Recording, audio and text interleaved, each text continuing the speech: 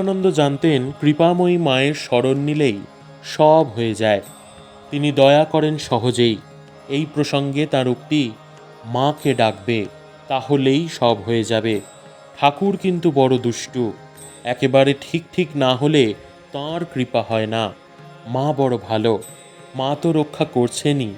আর ডাকো আর নাই ডাকো, তবে ডাকলে আরও আনন্দে বিভোর হবে।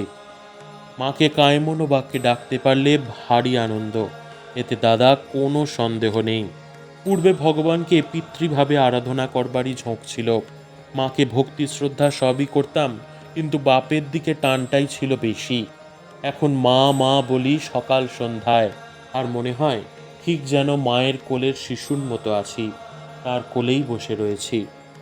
পরিণত বয়সে বিজ্ঞানানন্দজি একদিন বলেন, সব রকমই তো কিছুটা করা গেল, এখন ঠাকুর আর মাই সম্বল, তাঁদের উপরই সম্পূর্ণ নির্ভর করে পড়ে আছি। এখন এই মনে হচ্ছে যেন তাঁদের নাম করে করে বাকি জীবনটা কাটিয়ে দিতে পারি।